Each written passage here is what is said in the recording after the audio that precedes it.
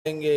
हे नारद, यह विचार कर असमचित अपने साथियों सहित शिव भक्तों का स्वरूप धारण कर वस्त्र आदि बदल से उन शिव पूजकों के समीप जा पहुंचा और प्रणाम करके उनके समीप बैठ गया।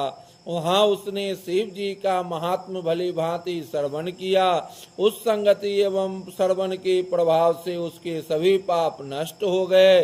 तब उसने अत्यंत व्याकुल होकर उन ब्राह्मणों से हाथ जोड़ कर यह कहा, हे प्रभु, मैं महापापी हूँ। आप लोग मुझे अपना सेवक जानकर भव सागर से पार लगा लीजिए। मैंने करोड़ों पाप किए हैं तथा सहस्त्रों ब्राह्मणों को कष्ट पहुँचाया है। अब आपसे मेरी यह प्रार्थना है कि आप मुझे कोई ऐसा उपाय बताने की कृपा करें जिससे मेरे संपूर्ण दोष नष्ट हो जाए। इस प्रकार कहकर वह उन भक्तों के चरणों पर गिर पड़ा। यह देखकर उन ब्राह्मणों ने धन्य धन्य कहते हुए उत्तर दिया, हे असमचित, तुम्हारा परम सौभाग्य है जो तुम यहाँ आ पहुँचे हो। तुम्हें उचित है कि तुम गंगा के तट पर महागिरी पर स्थित शिव जी के मंदिर में जाओ और वहाँ भगवान सदाशिव का पूजन एवं जप करो। ऐसा करने से तुम्हारे संपूर्ण पाप नष्ट हो जाएंगे। हे नारद, ब्राह्मणों के मुख से यह वचन सुनकर असमचित उस मंदिर में जा पहुंचा तथा भगवान सदाशिव का पूजन करके उनके नाम का जप करने लगा।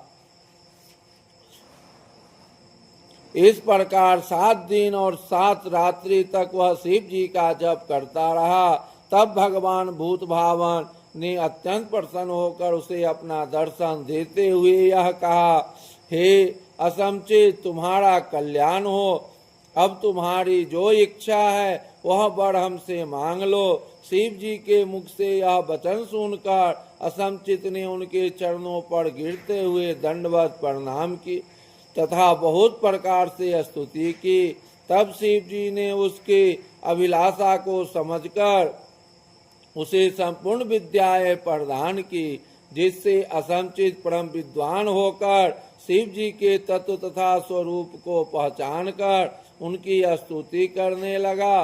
उस समय शिव जी अत्यंत प्रसन्न होकर बोले, हे असमचित, तुम हमारे गण बनकर विमान पर चढ़ो और कैलाश पर्वत पर निवास करो। आज से तुम्हारा नाम नील होगा तथा हम नीलेश्वर होकर इस स्थान पर विराजमान